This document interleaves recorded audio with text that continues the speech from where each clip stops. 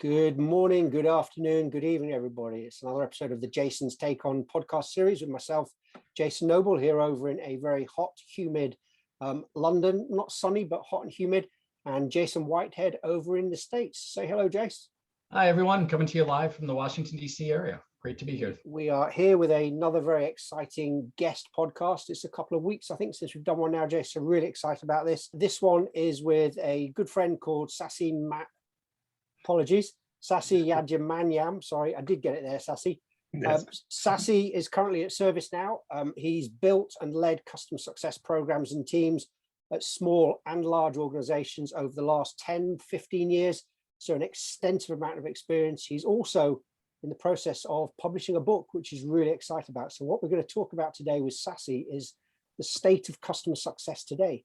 And really, what are some of the challenges? What are some of the issues we're seeing? And also get some insight into your book, Sasi, and why you've published the book, and really how you see customer success growing and how it makes that transition from being a team to not just the C-level responsibility to the business level responsibility. So a really cool, all-encompassing conversation, which I think is one that all of our listeners are going to be really excited about. So Sasi, hello, welcome. Do you want to do a quick intro to yourself, sir?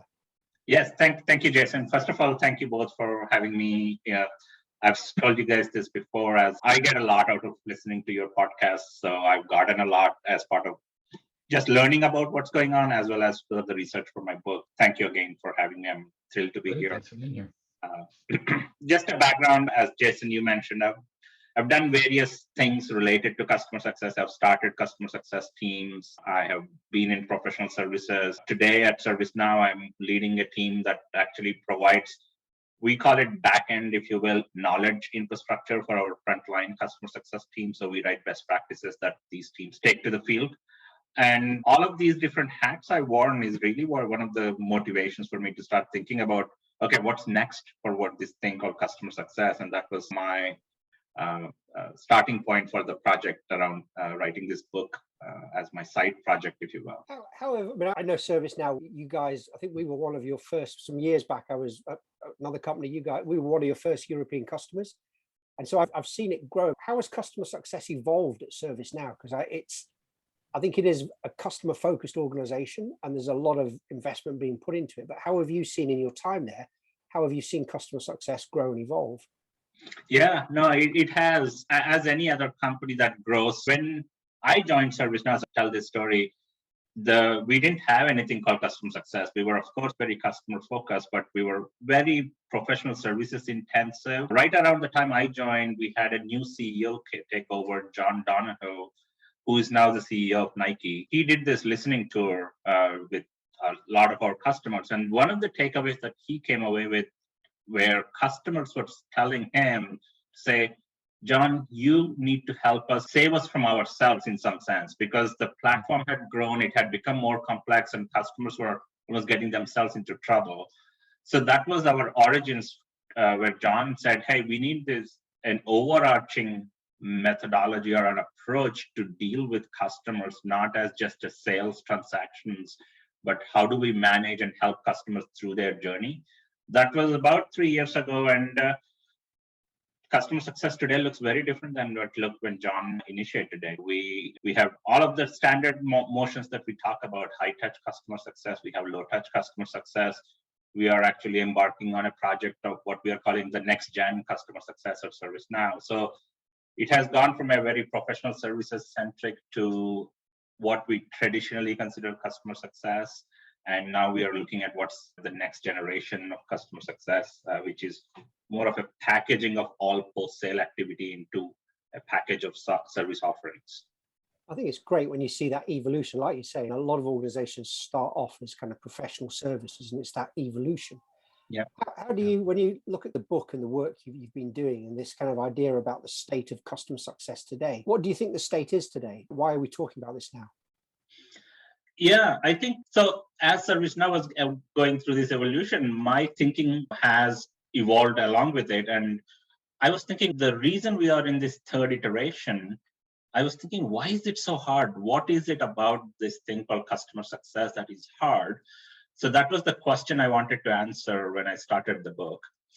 Mm-hmm. What I have found is, I have actually a chapter titled in my book, it's called, it's the The good thing is there is a lot of focus and attention. We have your podcast and a lot of folks talking about it. I think that's the great. The thing that is yet to be solved is it's a state of what I call a complexity and confusion when it comes to customer success. A lot of questions.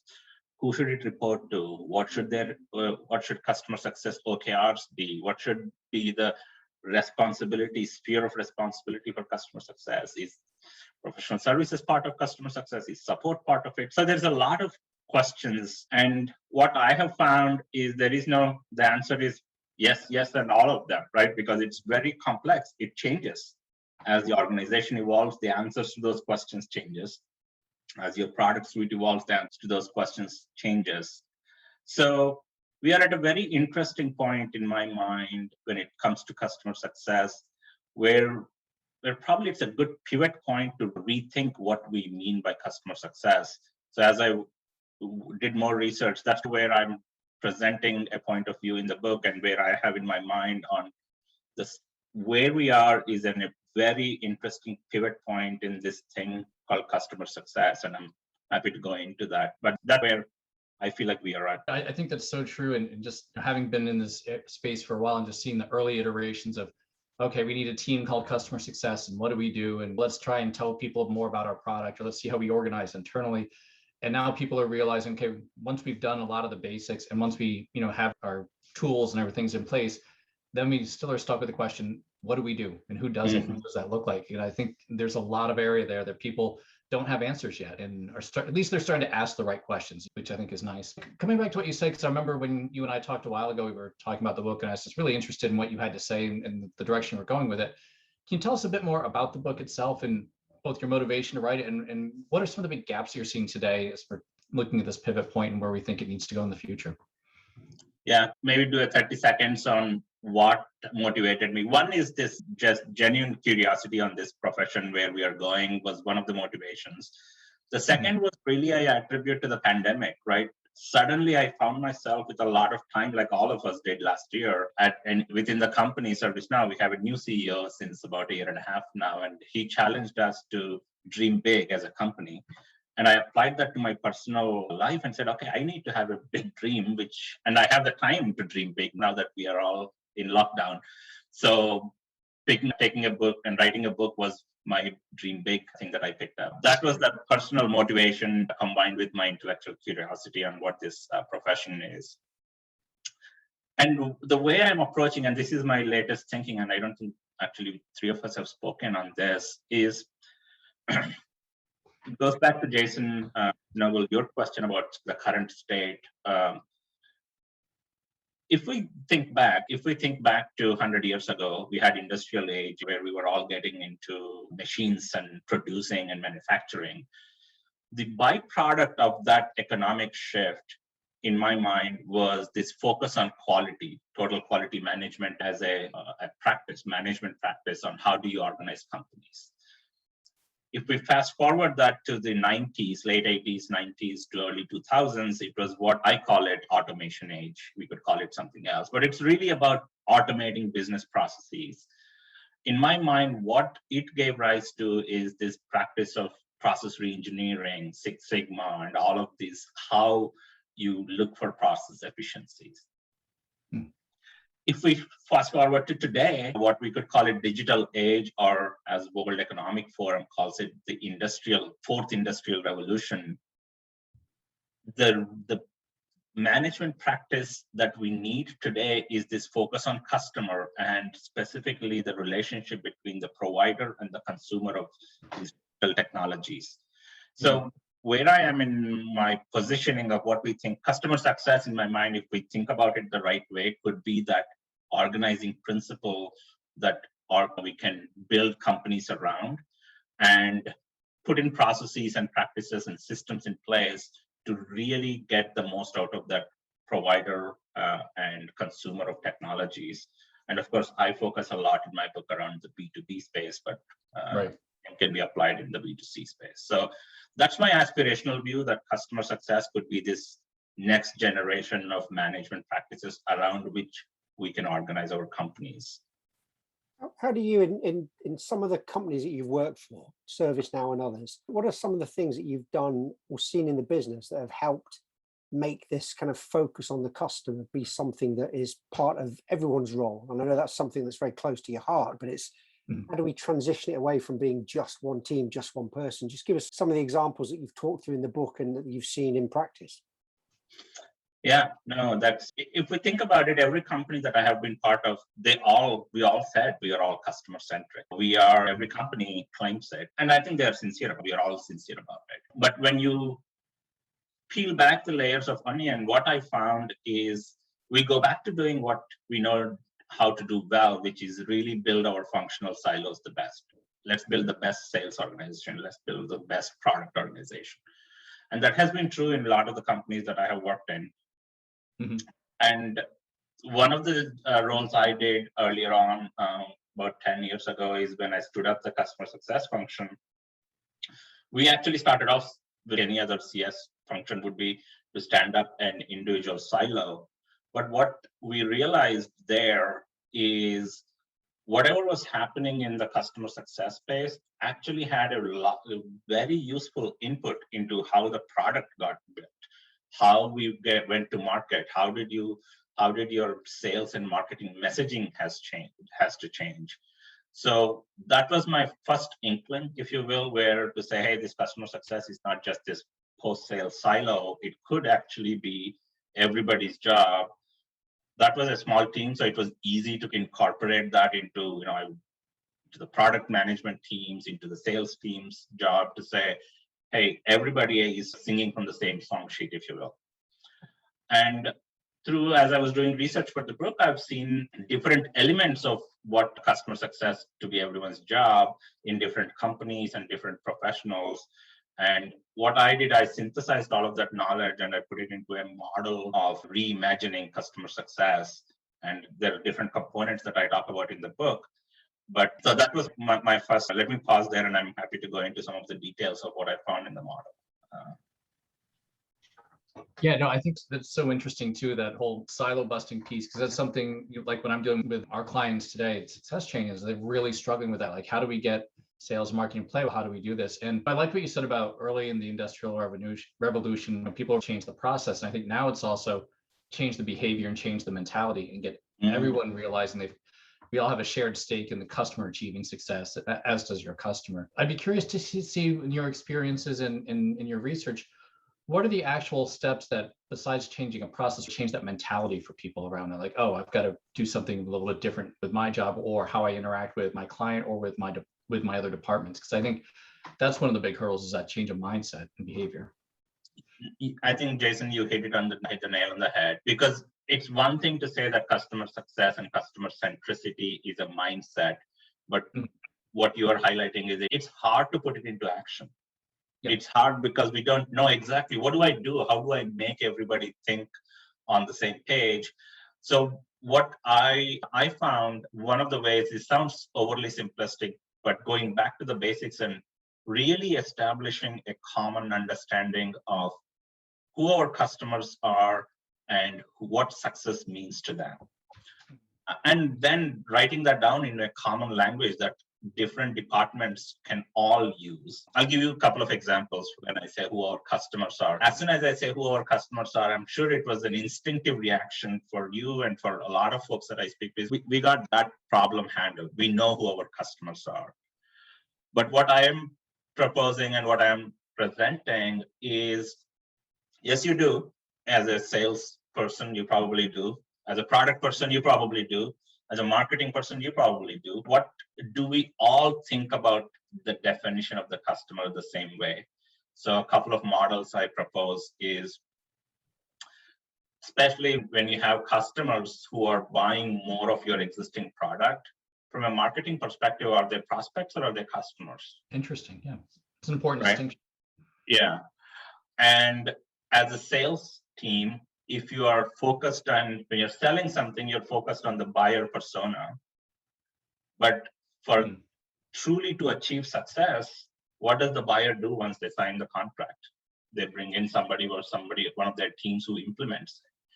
and who uses the product. So do we have a common understanding of that spectrum of customer, we can call it profiles, personas, and we all think about that end-to-end value chain as well is another example. And lastly, if we extend that, what if your customer is the end user of your product? How would that change how you go to market and how do you message it? And I have a interesting story I tell where a receipt scanning software, I talked to somebody who was running their sales team.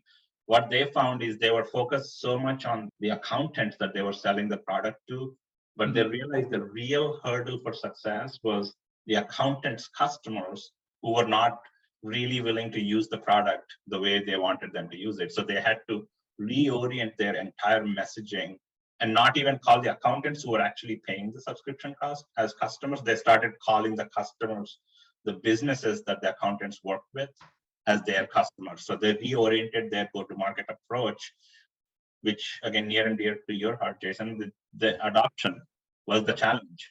And that took the whole team, sales, marketing, product, and post-sale to reorient their thinking. So that is one example that I can give. So I have a few more. Yeah. No, actually, as you're mentioning that, I remember a project I did a few years ago with a large organization that was buying a CRM, and we were helping set up an internal user adoption program. This was a very large organization, and it was a new adoption department that they set up internally, and basically internal customer success. And we were going through training up the staff who never really thought about it, and there was already friction between this adoption team and internal success team with the IT team that was responsible for getting live. And one of the exercises we did is, what's success for the organization? What is success for this department? What is success for you as a professional? And they're all really excited and everything else. And then the very last thing we asked them is, what is success for the IT team? And suddenly they had the realization that they were all about adoption, all about business value, all about outcomes 3 to 5 years down the road. And all of the pressure on the IT team was go live on time and on budget, and no errors, no delays. Yeah. And suddenly they realized that they were working towards 2 other goals, and it's really fighting with each other. And that's just internally. That's even before the vendors got involved. And just really focusing on those issues can help highlight a lot, I think. Yeah. Jason? I think that's something that you see time and time again, particularly in bigger and bigger organizations. We've talked before, Jason, but you've got these huge change processes that you're going through, and your IT team historically have been all about, can we deliver the right service at the right cost? Yes, now there's security, all these other things come into play, but cost is a massive driver for them. And when you're feeling that different pressure, it's huge. And when you've got to really get in there and break down those silos, and it's a very difficult thing to do. And even coming in as an external person, you are quite stepped back from that. And it's a really tough thing to do. And you've also got to look at kind of the cultural side of it. How do these teams interact? How do the people interact? What are the changes around culture that this service, this product, this technology is going to do? Have you considered that? Have you considered how it's going to impact somebody's job day to day? And these are all huge things that you can't take into account straight away. I think you've got to invest in it and plan through it. And I like the things you said, Sasi, about building out these frameworks and ways of doing it, because what you want to do is build up playbooks that you can then use elsewhere. Take it again. What are the learnings that we've done from this organization, and go to the second one? Exactly, Jason. One of the words you just said, I'll pick up on that, is you said, at the end of the day, if we take a step back, there are all these folks that we just talked about, the IT teams and all these other, they're all coming into they wake up in the morning with a job to be done. And it's a common framework that you all might be familiar with. It's called jobs to be done. And I use that as a thinking mechanism to say, as an organization, when you're going to market, do we fully understand the jobs to be done of our customers? And once we do, we have it documented in a way that we are all speaking that same language, and that we can speak to the customers. That language becomes a very critical component to build the playbooks, Jason, that you talked about.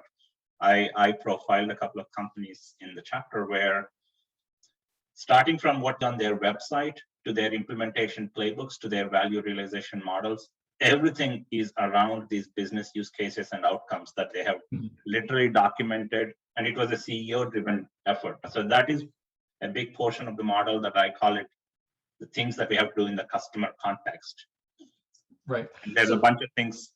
Sorry, go ahead, Jason. I was going to say, let me ask you, as you're talking about this and the research you've done, especially around where you see the market's going, if we knew then what we know now, if there was a new early stage company really getting out in the market and getting its feet done and trying to figure out how to do this the right way now going forward, what would you advise them to do, or what should organizations be doing differently than they knew to do 3 or 5 years ago even? Yeah, it starts with, for me, is the few things that we talked about, the definition of customer, definition of success, and using the common language are 3 components of the model I propose. And that takes, to earlier Jason said, a lot of these things are a lot easier to say it because it makes so much sense when we say it, but it's very hard to do it. And the reason that those are hard to do it is because of the way we organize ourselves. The second part of my model is what we need to do in the company context. First starts with understanding the customer context, and then the second part is what do we need to do in the company context. And for that, if we think about a more services approach, a portfolio of services approach designed to help these customers to this success, thinking about services not just as post-sale activity, but if you think about, hey, how do I run my marketing campaigns is a service. How do I go to market? How do I train my sales teams is a service that I build. Along with, obviously, how do I go to implementation teams? Once you think of it as a portfolio of service approach, and then think about what's the right way to deliver those services to the customer. And then the last piece there is the incentives and processes. Those are again those very hard things to change because we are used to a certain way. But there is some thinking in the market today that some are proposing. Should we be incentivizing sales as for the first sale? Should we put so much focus on the end of sale or the contract signing? And all our incentives and processes are geared towards optimizing that particular event or transaction. How should we think about changing that model where essentially we are in this continuous sales motion? And some of the guests that you had on your program that I've talked to for my research also, which a side plug, I have to thank you guys for giving me a lot of source of research for my so that's why I appreciate talking to you guys so much, because you produce some excellent content. So one of them, Rao, you guys spoke to Rao Taliwal, he talks is a continuous sales motion, which makes total sense. But how do we do our processes and incentives in a continuous sale motion versus then transactional sale motion? So to summarize it, Jason, it starts with thinking about this customer context or defining the common understanding of customer success and having a common language, and then applying that to design your internal operating model on how do teams interact with each other? What kind of services do you deliver? The last piece, if I could just tie those together, is we have a unique opportunity to use the information and data we gather from those 2 pieces into what I call a unified customer data. We are in the very early stages of being able to take advantage of data and using the data to engage with our customers in a new in kind way. Those are the last 2 pieces I present. I think that question about kind of the sales process and the incentives is a key one. And again, we've spoken about that before, haven't we, Jace? But I think it's for particularly when you look at big enterprise deals and your account execs there, you're looking to change something that's been in place for a long time. And I think the benefit, if you can imagine a recurring incentive scheme, it becomes very appealing, but it's a big change to go through. Sasi, one question I'd like to give to you, maybe it's the last question. In your book, one of the things that you talk about is the lack of tools for leaders to help build and create the customer-centric culture. Can you tell us a bit more about that? What kind of tools are you thinking about? What do you see some of the gaps are? And are there some tools out there that you've seen that are really starting to address this and help organizations push customer centricity so that it means the thing to your customers? I like what you said earlier on, that something that I've said in a number of talks I've done, that you'd never say that we're not about our customers. But it's how do you deliver on that? Yeah, tools, I think there are a lot of tools, and on purpose, I didn't do a ton of research on the tools. I have to claim I don't know about tool set functionality. What I do know is a lot of the tools today are still focused on building that functional element, but some of the tool sets are starting to talk about combining all of the different activities around customer. But my impression is tool sets are still designed for the processes, but a couple of things that I have noticed is any tool or any set of tools that can help bring this customer data and using the customer data to engage customers in a new and kind way. I'll give very specific example. Especially this is SaaS makes it very easy to do it. Another company that I profile in my book is Sprinkler. They have this common language that they use to sell the product and implement it. And they have embedded all the data that they learn about the customers, which customers are using the product for which use cases and what's the value they are realizing. And they embed that in the product, and their customer and the way they engage and the information that they provide to the customers is completely different, because the customer feels a lot more invested. They are in the driver's seat of their own success, and the company is just providing the enabling tools.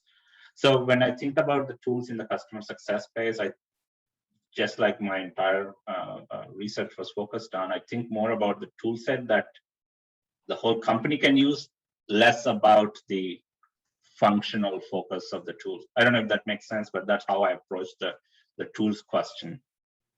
No, that makes sense. I think it is right. You're right. It's about because it's a very broad question, isn't it? And when you look at how many different tools there are in an organization, how do you make sure they've all got that right broad stroke of functionality that we need around customers? And it can be very difficult to get it right. That's right. Yeah. So Sasi, we're just about out of time here, but we always like to present a bold challenge question to our listeners as part of the podcast, really helping them to come away with some actionable ideas. So I guess the question for you are, what are the top 2 or 3 actions or takeaways for our listeners for ensuring that customer success is not just the job of the CSM in their organization? What should we be doing differently to make sure it really is the job of the entire organization? Yeah, that's a great question. I'll think a little bit about what would be the great challenge, and what can I, if I was listening to this, what would I want to do is I would go back to the basics of really having that common understanding. And that this is something that I've found helpful in my own kind of the day-to-day job, right? I would challenge to go get out of our own silos and let's go have a conversation. If I'm a CS professional, let's go sit down with the salesperson and try to really unpack, hey, who do you think is our customer? What is their intrinsic motivation for engaging with us as a vendor? Why do you think they're engaging? I would have that conversation with somebody outside of our functional silo and share the same with from our perspective, from your perspective. So that would be one challenge, is to how do you get out of our own functional thinking silos? The second one I would say is, this is again very tactical on the other end, is like process wise, incentives wise. If you're, especially if you're a leader leading teams, what kind of incentives that you can tweak that will get the behavior that you want, this kind of cross-silo behavior, would be the 2 things on 2 extremes. One is a customer-centric thing, and the other one is more internal operating model-centric thing. Get to the common understanding of customers and what kind of process incentive changes that you can tweak to get to that, to make that common understanding come to life, if you will. Sasi, that's really cool. Look, a massive thank you. Before we finish, do you want to give a kind of a shameless plug for the new book?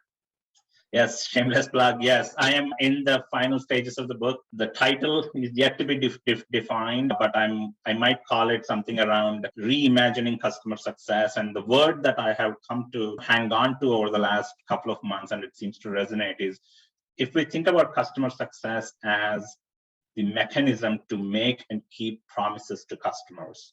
What kind of promises do we make? How do we keep them?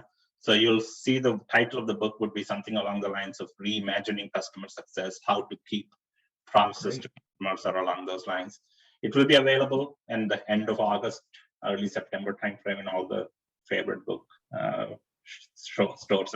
That's exciting. Congratulations on that. I'm really excited for you. Thank you for being here. And obviously, when it is released, we'll update the show notes to include a link to it as well, too, and share that information. Thank you so much for being here. We really appreciate it.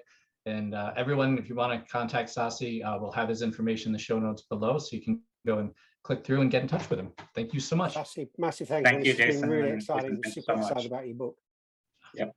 Thank you, Thank Sasi. you. Take care.